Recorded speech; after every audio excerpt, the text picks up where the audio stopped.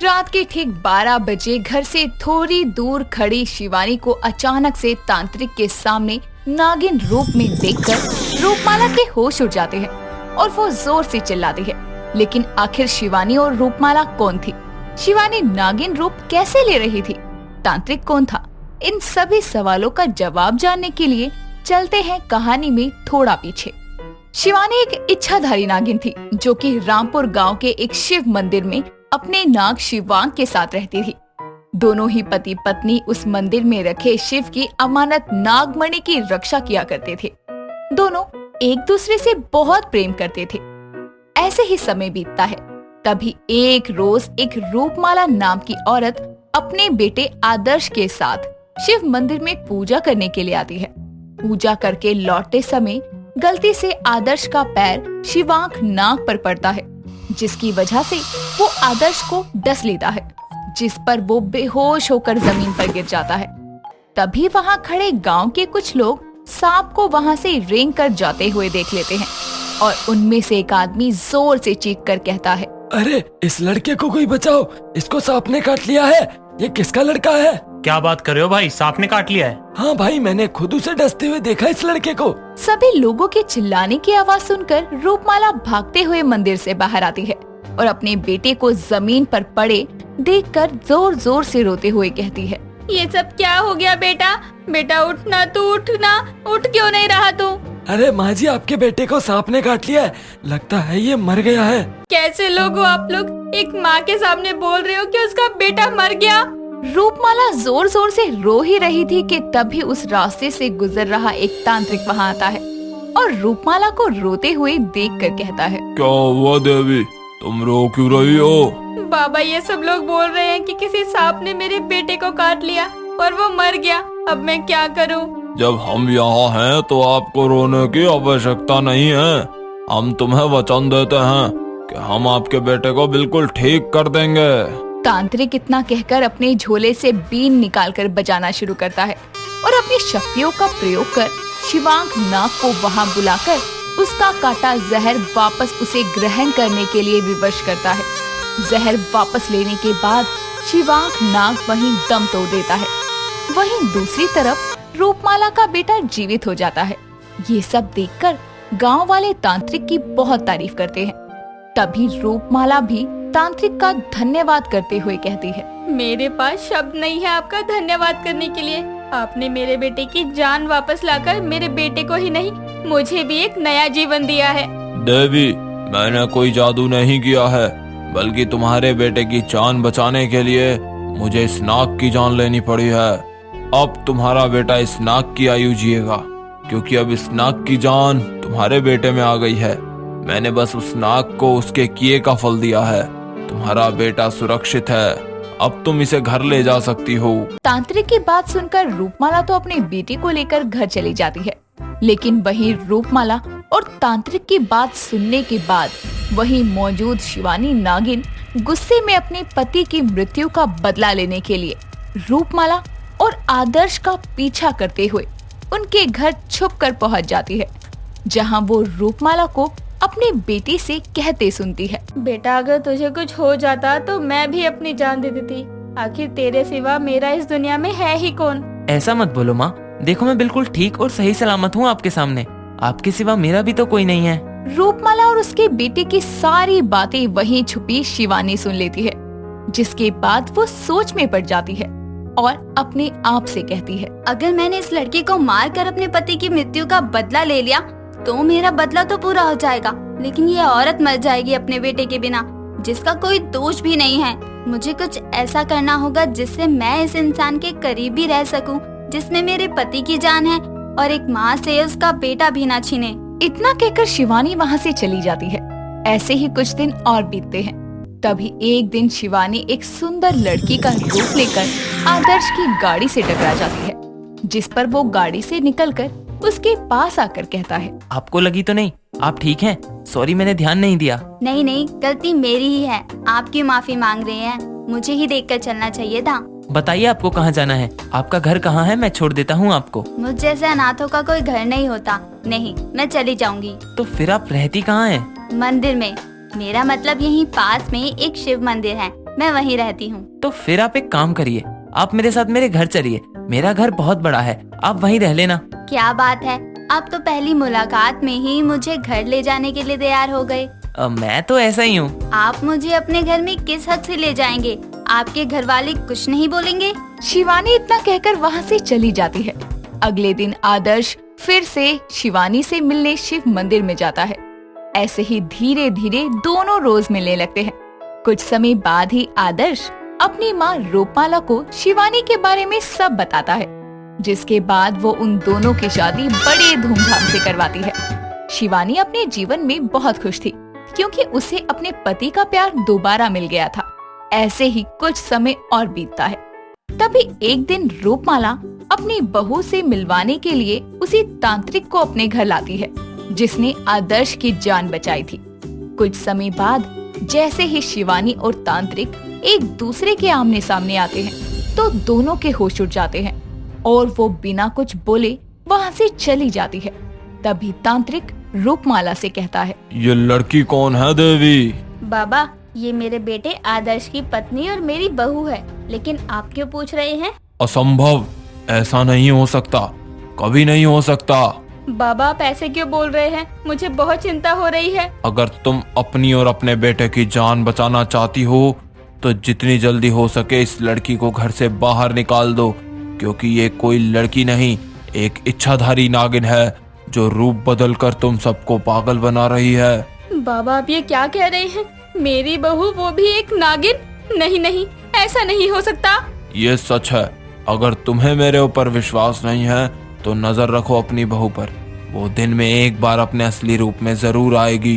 तांत्रिक इतना कहकर वहाँ से चला जाता है और उसके कहने के अनुसार रूपमाला अपनी बहू पर नजर रखती है। तभी एक रात 12 बजे वो अपनी बहू को घर से बाहर जाते देखती है, जिसके बाद वो भी उसका पीछा करती है और वहाँ पहुँचती है जहाँ तांत्रिक बीन बजाकर शिवानी को बुला रहा था। कुछ ही पलों में बीन की धुन की वजह से शिवानी को उसके असली नागिन रूप में आना पड़ता है और रूपमाला उसे रूप बदलते देख लेती है, जिस पर वो जोर से चीखती है।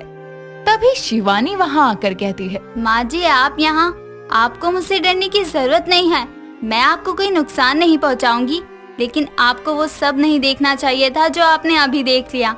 मैं आपको बस इतना ही कहूँगी कि आप इस तांत्रिक से दूर ही रहिए और चलिए मेरे साथ घर। उस समय तो शिवानी अपनी सास को वहाँ से ले जाती है, लेकिन शिवानी के मना करने के बाद भी रूपमाला अगले दिन तांत्रिक के पास जाती है, जहाँ तांत्रिक रूपमाला के आते ही उससे कहता है, आखिर देख लिया ना तुमने कल रात अपनी आंखों से, मैंने पहले ही कहा था, लेकिन तुमने मेरा विश्वास नहीं किया, इसीलिए मुझे उस नागिन को बीन की धुन पर रूप बदलने के लिए मजबूर करना पड़ा। बाबा, अब मैं क्या करूं? उसे बस मेरे घर से निकाल दीजिए। ठीक है, हम अभी तुम्हारे साथ चलेंगे और अपने वश में करके अपने साथ ले आएंगे उसे। तांत्रिक इतना कहकर अपने कुछ साथियों के साथ रूपमाला के घर जाता है और अपनी शक्तियों का प्रयोग करके एक साथ अनेकों बीन बजाना शुरू करता है, जिसकी आवाज सुन के शिवानी कमजोर पड़ने लगती है और बीन की धुन पर नाचना शुरू कर देती है। वो नाचते हुए गिरने ही वाली थी कि तभी उसका पति आदर्श वहाँ आता है और शिवानी को जोर से थप्पड़ मारता है, जिसके बाद वो वहाँ से भाग जाती है। उसको वहाँ से जाते हुए देखकर तांत्रिक और उसके घर वाले भी उसके पीछे जाते हैं। कुछ समय बाद सभी शिवानी का पीछा करते हुए शिव मंदिर जाते हैं, जहाँ तांत्रिक आदर्श को पकड़ते हुए शिवानी से कहता है, अगर तू दोबारा अपने पति से दूर नहीं होना चाहती तो जल्दी से मुझे नागमणि का पता बता दे, वरना मैं तेरे पति को मार डालूंगा। बाबा, आप ये क्या कह रहे हैं? आपने ही मेरे बेटे की जान बचाई और आज खुद ही उसकी जान ले रहे हैं। तो बोल अपनी बहू को मुझे नागमणि का पता बता दे, वरना तेरा बेटा तो गया। सच में तुम एक पाखंडी हो, इसलिए मेरी बहू मुझे तुमसे दूर रहने के लिए बोल रही थी। छोड़ दो मेरे बेटे को। नहीं, कभी नहीं, मैं इसको मार दूंगा। रुक जाओ तांत्रिक, बेवजह अपनी जान मत गवाओ। नागमणि शिव की धरोहर है, हम सिर्फ उसके सेवक हैं। छोड़ दो मेरे पति को। तुम्हारी वजह से मैं पहले ही एक बार उन्हें खो चुकी हूँ, अब नहीं खोना चाहती। नहीं, मुझे नागमणि पाकर इस दुनिया का सबसे शक्तिशाली आदमी बनना है और अमर होना है। तुम्हें नागमणि कभी नहीं मिल सकती। तुम्हारे अंदर लालच के सिवा और कुछ नहीं है। फिर भी अपने पति की जान बचाने के लिए मैं तुम्हें बताती हूँ कि नागमणि कहाँ है।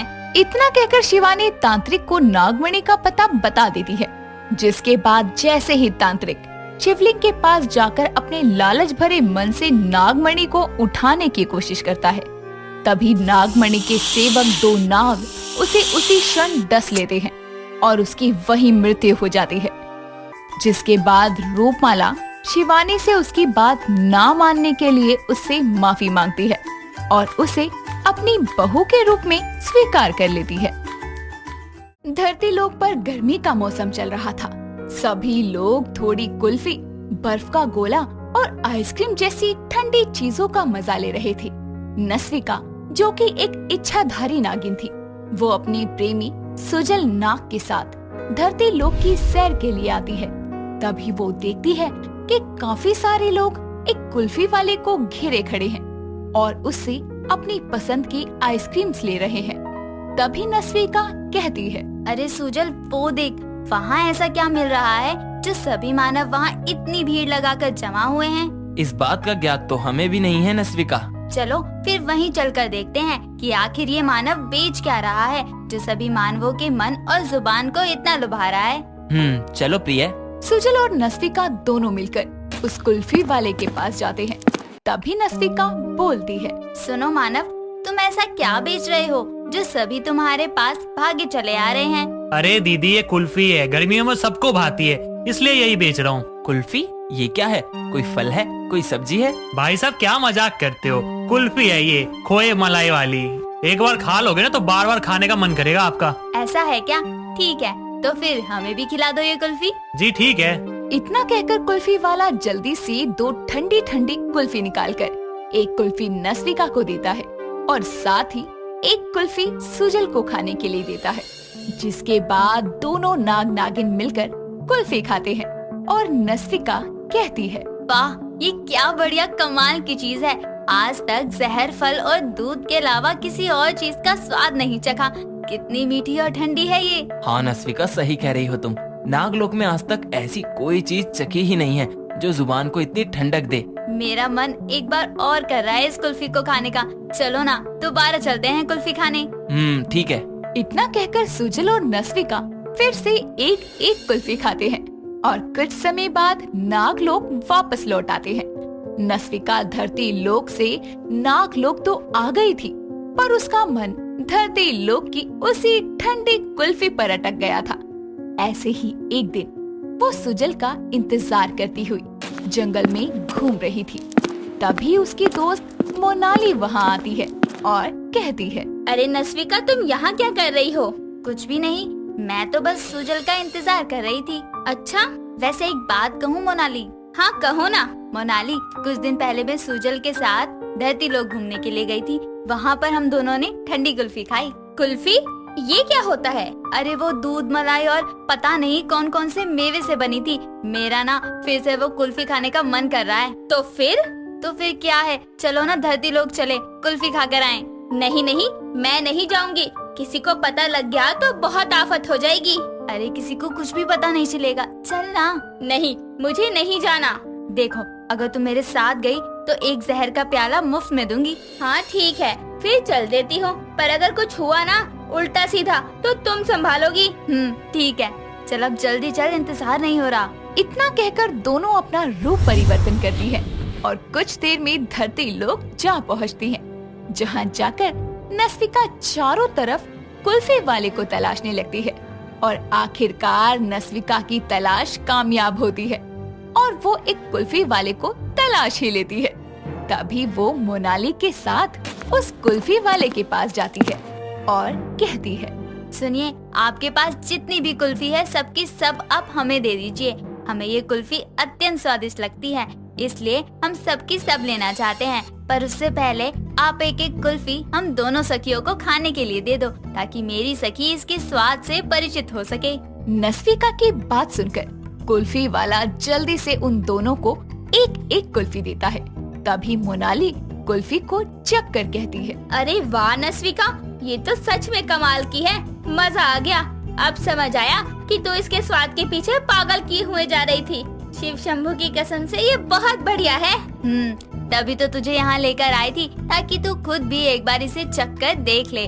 तब तुझे भी पता चल जाएगा कि कैसा होता है कुल्फी का स्वाद। जिसके बाद दोनों सहेलियां कुल्फी का मजा लेती हैं और नस्विका बाकी की सारी कुल्फियां पैक करवाकर अपने साथ नागलोक ले आती है। पर इसी बीच कुछ कुल्फियां पिघल जाती है और ये देखकर नस्विका का मन उदास हो जाता है और वो कहती है, अरे ये क्या हो गया मोनाली, देखो कुछ कुल्फियां पिघलकर द्रव्य हो गई। अब क्या करें? मुझे लगता है नस्विका उस आदमी के पास जो यंत्र था ना, जिससे वो कुल्फियां निकाल के दे रहा था, हमें वो साथ ले आना चाहिए था। चलो जितनी कुल्फी बच गई है वो भी जल्दी खा लेते हैं, कहीं ऐसा ना हो कि वो भी द्रव्य हो जाएं। ठीक है। इतना कहने के बाद दोनों सहेलियां मिलकर बची हुई सारी कुल्फियां खा लेती हैं। ऐसे ही कुछ दिन बीत जाते हैं, पर नस्विका के सर से कुल्फी का बुखार नहीं जाता और अब वो ज्यादातर वक्त धरती लोक पर कुल्फी खाने में ही बिता दिया करती थी।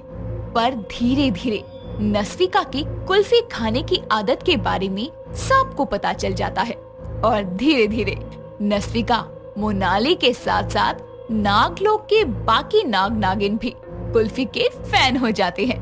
धीरे धीरे ये बात नागराज तक चली जाती है और नागराज नस्विका को महल में बुलाकर कहते हैं, नस्विका, आखिर क्या है ये कुल्फी जो पूरे नागलोक में इतनी ज्यादा चर्चित हो रही है? क्या हम नाग नागिनों के लिए ये उत्तम है? नागराज, ये उत्तम नहीं अति उत्तम है। मेरी बात माने, एक बार आप भी खा कर देखें, बहुत ही मजेदार है। देखो मैं लेकर आई हूँ आपके लिए। इतना कहकर नस्विका नागराज को भी कुल्फी खिला देती है। कुछ वक्त बाद नागराज भी कुल्फी खाकर उसकी तारीफ करने लगते हैं।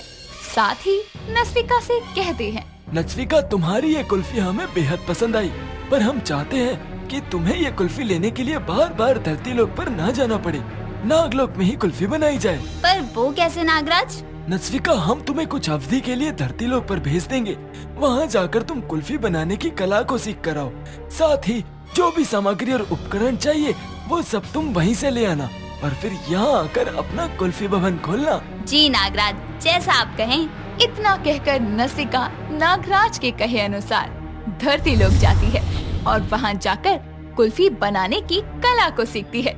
जिसके बाद वो कुल्फी बनाने का सामान और रेफ्रिजरेटर लेकर नागलोक आ जाती है और नस्विका अपना खुद का कुल्फी भवन नागलोक में खोलती है, जहाँ सभी नाग नागिन नस्विका की बनी हुई कुल्फियों का मजा लेने लगते हैं। और एक शाम सुजल नस्विका के कुल्फी भवन में आकर कहता है, नस्विका, तुम्हारे इस कुल्फी के शौक ने तुम्हारा कुल्फी भवन तो खुलवा दिया। अब जो काम बाकी रह गया है वो करें। क्या मतलब है तुम्हारा? मतलब बहुत साफ है नस्विका, अब हमें विवाह कर लेना चाहिए। क्यों नहीं, मैं तो कब से इस पल का इंतजार कर रही थी कि तुम कब विवाह की बात करो। बस फिर अगली पूर्णिमा को तैयार रहना। इतना कहकर सुजल वहाँ से चला जाता है और आने वाली पूर्णिमा को सुजल और नस्विका का विवाह हो जाता है। जिसके बाद दोनों मिलकर कुल्फी भवन को संभालते हैं। साथ ही बीच बीच में नस्विका धरती लोक जाकर और भी तरह तरह की कुल्फियां बनाना सीखती रहती और फिर नागलोक के सभी नाग नागिनों को भी खिलाती। ये तस्वीर फिर से यहाँ? कल ही तो मैंने इसको चकनाचूर कर दिया था। ये कैसे हो सकता है? अब ये जानलेवा तस्वीर मुझे भी नहीं छोड़ेगी। न जाने ये तस्वीर हमारे पीछे क्यों पड़ी है, क्यों मारना चाहती है हमें। आखिर क्यों मोना एक तस्वीर से डर रही है और उसे जानलेवा तस्वीर कहकर पुकार रही है? आखिर क्या कहानी है इस तस्वीर की? आइए जानने के लिए कहानी में कुछ समय पीछे चलते हैं। चित्रा एक बेहद ही खूबसूरत नागिन थी, जिसकी नीली आंखें, लंबे बाल और कातिल अदाएं थी, जिस कारण वो नागलोक की अप्सरा के नाम से विख्यात थी। चित्रा नागिन को पेंटिंग करने का बहुत शौक था। वो आए दिन अपनी कला का इस्तेमाल करते हुए तरह तरह की चित्रकारियां किया करती थी। ऐसे ही आज भी वो अपने कक्ष में बैठकर भोलेनाथ की पेंटिंग बना रही होती है। तभी उसकी दासी मणिका उसके पास आकर बोलती है, अरे वाह नागरानी, आपने कितनी अद्भुत चित्रकारी करी है। आपने इस भोलेनाथ की तस्वीर में जान डाल दी। क्या सच में मैंने इतनी अच्छी चित्रकारी की है? कहीं तुम मेरा हृदय रखने के लिए मुझसे छल तो नहीं कर रही ना? नहीं नागरानी, भोलेनाथ की सौगंध, आपने बहुत ही सुंदर चित्र बनाया है। भोलेनाथ ने आपके अंदर चित्रकला का गुण कूट कूट कर भरा है। चित्रकारी करने में तो आपने पृथ्वी लोक के मानवों को भी पीछे छोड़ दिया है। अब मैं तुम्हारा अक्ष बनाऊंगी। मेरे समीप आकर स्थिर बैठ जाओ। आज मैं बहुत प्रसन्न हूँ, इसलिए मैं ढेर सारी चित्रकारी करना चाहती हूँ। चित्रा नागिन खुश होकर अपनी दासी की सूरत बनाती है। गुजरते वक्त के साथ नागिन के अंदर पेंटिंग की कला उसके हृदय में मजबूत घर बना लेती है, जिसके बाद वो अपनी पेंटिंग के हुनर को लेकर पूरे नागलोक में छा जाती है और सभी नागलोक के वासी उसकी वाहवाही करते हैं। और एक बार फिर से उसकी दासी मनिका उससे बोलती है, नागरानी, आप सबकी सूरत बनाती हैं। यहाँ तक कि नागलोक के वनों को भी आपने अपनी चित्रकारी से तस्वीर में दर्शा दिया है, लेकिन अब तक आपने अपने स्वरूप की एक भी तस्वीर नहीं बनाई। ऐसा क्यों? बनाना तो चाहती हूँ, लेकिन यहाँ नहीं। मैं अपनी तस्वीर पृथ्वीलोक पर बनाना चाहती हूँ। तो फिर इसमें प्रतीक्षा करने की क्या आवश्यकता है? चलिए हम दोनों पृथ्वीलोक चलते हैं, वहाँ भ्रमण भी कर लेंगे और आपकी तस्वीर का स्वप्न भी पूरा हो जाएगा। विचार तो उत्तम है। अगले ही पल दोनों अपनी इच्छाधारी नागिन अवतार में आकर पृथ्वी लोक आ जाते हैं और चित्रा नागिन अपना एक पोर्ट्रेट बनाती है, जिसे देखकर वो बोलती है, मैं इतनी खूबसूरत हूँ। मेरी इस तस्वीर ने तो मेरा चित्त आकर्षित कर लिया। अति सुंदर, मन भावन। आज से ये तस्वीर मेरी सबसे प्रिय तस्वीर है। नागरानी, सूर्यास्त हो गया। पूर्ण संध्या से पूर्व हमें नागलोक की ओर प्रस्थान करना होगा। दोनों नागिन अपने मानव रूप से नागिन अवतार में परिवर्तित होकर नागलोक की तरफ जाने ही वाली होती है कि तभी एक बड़ी सी गाड़ी दोनों को कुचल देती है, जिस कारण उनकी मृत्यु हो जाती है और चित्रा नागिन की आत्मा अपनी प्रिय तस्वीर में ही कैद हो जाती है। जिसके बाद नागिन की तस्वीर वहां से गायब होकर नवलगढ़ की हवेली में पहुंच जाती है, जहां सरोजा महल के द्वार पर खड़ी इंतजार कर रही होती है। तभी युवराज गाड़ी से उतर के बोलता है, कैसी हो माँ? अपने बेटे से दूर रहकर एक माँ कैसी होगी युवराज बेटा? पूरे 7 साल बाद देख रही हूँ तुझे देखने के लिए मेरी आंखें तरस गई थी। 7 समुंदर पार जो था तू। माँ, अब तो मैं आ गया ना, चलो हंसो। युवराज बेटा, ये सब कौन है? ओ सॉरी माँ, आपको बताना भूल गया। ये मेरे दोस्त हैं जो यहाँ घूमने आए हैं। हेलो आंटी, मैं रोनी। हेलो आंटी, मैं मोना। जीते रहो बच्चों। अपना परिचय देकर सभी अंदर जाते हैं और तभी रोनी की नजर दीवार पर टंगी हुई चित्रा की तस्वीर पर जाती है और वो बोलता है, wow, it's beautiful, what a portrait. इसका फिगर कितना अट्रैक्टिव है। क्या सच में ऐसी कोई बला इस दुनिया में होगी? काश कि तुम सच में होती तो मजा ही आ जाता। सरोजा की नजर जैसे ही दीवार की उस तस्वीर पर जाती है, वो बोलती है, ये किसकी तस्वीर है? आज से पहले तो नहीं देखा इसे। ये दीवार तो खाली थी। अरे माँ, अब भूल गई होंगी। भला तस्वीर खुद ब खुद तो आकर टंग नहीं सकती ना। नहीं युवराज बेटा, तेरी माँ की नजरें इतनी भी कमजोर नहीं हुई। मैं अभी भीम सिंह को कहकर इसे यहाँ से हटवा देती हूँ। अरे माँ, रहने दो ना, कितनी खूबसूरत लग रही है ये तस्वीर यहाँ पर। युवराज, सच बताओ, तुम्हें ये तस्वीर खूबसूरत लग रही है या उसमें दिख रही है लड़की? अरे बेबी, गुस्सा मत हो, नहीं देखूंगा। ओके सॉरी, अब चलो। सभी अपने अपने कमरे में चले जाते हैं और तस्वीर में स्थिर चित्रा नागिन बोलती है, मैं इस तस्वीर में रहकर अपना बदला पूरा करूंगी। इन्हें अंदाजा भी नहीं कि नागिन की ये तस्वीर इनके लिए किस तरह जानलेवा बनेगी। दिन ढलता है, जिसके बाद रात होती है और आधी रात को चित्रा की आत्मा तस्वीर से बाहर निकलकर रोनी के कमरे में जाती है और उसे कहती है, उठो रोनी। रोनी? कौन है? रोनी जैसे ही आंखें खोलता है, उसे तस्वीर की वही लड़की अपने सामने दिखती है और रोनी बोलता है, तुम तो वही तस्वीर वाली हॉटी हो ना? तुम बाहर कैसे आई? तुमने मुझे अपने हृदय से पुकारा था, इसलिए मुझे विवश होकर आना ही पड़ा। सच में तुम मेरे सामने हो या मैं कोई सपना देख रहा हूँ? यकीन नहीं होता तो छूकर देख लो। रोनी चित्रा को छूने के लिए हाथ बढ़ाता है और जैसे ही वो उसे छूता है वो विशाल नागिन स्वरूप में आ जाती है और बोलती है। हुआ यकीन? तुम नागिन हो? मैं चाहती तो तुम सबको उसी रास्ते पर ढेर कर देती जहाँ तुम लोगों ने मुझे कुचला था। अब मैं तेरा किस्सा खत्म कर दूंगी। नहीं नहीं, मुझे मत मारो, मैं जीना चाहता हूँ। अभी तो मैंने अच्छे से दुनिया भी नहीं देखी। मैं भी जीना चाहती थी। मैंने अपनी बनाई तस्वीर को अच्छे ढंग से देखा भी नहीं था कि तुम सबने अपनी गाड़ी से मेरी हत्या कर दी। एक एक को चुनकर मारूंगी और शुरुआत आज तुझसे होगी। नागिन क्रोध में आकर रोनी को डसकर उसे मौत के घाट उतार देती है, जिसके बाद वो दीवार पर खाली तस्वीर में जाकर स्थिर हो जाती है। और अगली सुबह रोनी का शव देखकर पूरे हवेली में मातम छा जाता है। लेकिन युवराज की नजरें नागिन की तस्वीर पर जाकर टिक जाती है और ये देखकर मोना बोलती है। यूवी, मैं तुमसे बात कर रही हूँ। क्या देख रहे हो तुम इस तस्वीर में? बस बहुत हुआ। मेरे होते हुए तुम इस तस्वीर को देखो। ये मुझे गवारा नहीं, मैं इस तस्वीर को तोड़ दूंगी। मोना गुस्से में आकर चित्रा की तस्वीर को जमीन पर पटक देती है, जिस कारण नागिन की उस तस्वीर के टुकड़े हो जाते हैं, जिन्हें मोना गुस्से में आकर कूड़े में फेंक देती है। और रात को जब वो पानी पीने के लिए हॉल में आती है तो उसे वही तस्वीर एक बार फिर दिखती है। अब तो आप समझ ही गए होंगे कि उस जानलेवा तस्वीर का रहस्य क्या था। आइए कहानी में आगे चलते हैं। ये तस्वीर फिर से यहाँ? कल ही तो मैंने इसको चकनाचूर कर दिया था। ये कैसे हो सकता है? अब ये जानलेवा तस्वीर मुझे भी नहीं छोड़ेगी। न जाने ये तस्वीर हमारे पीछे क्यों पड़ी है, क्यों मारना चाहती है हमें। मोना ये कह ही रही होती है कि तभी चित्रा नागिन तस्वीर से बाहर आती है और उसको देखकर मोना बोलती है। ये कैसे जादू ये तस्वीर है? ये तस्वीर की लड़की अचानक बाहर कैसे निकल गई? मैंने तो इसे चकनाचूर कर दिया था। ये जुड़ी कैसे? क्या हुआ मोना, यकीन नहीं हो रहा? चाहो तो एक बार फिर से इस तस्वीर को तोड़कर देख लो। मोना के चिल्लाने की आवाज सुनकर युवराज और सरोजा वहाँ आते हैं और चित्रा नागिन को अपने सामने देखकर वो हक्के बक्के रह जाते हैं। और सरोजा बोलती है।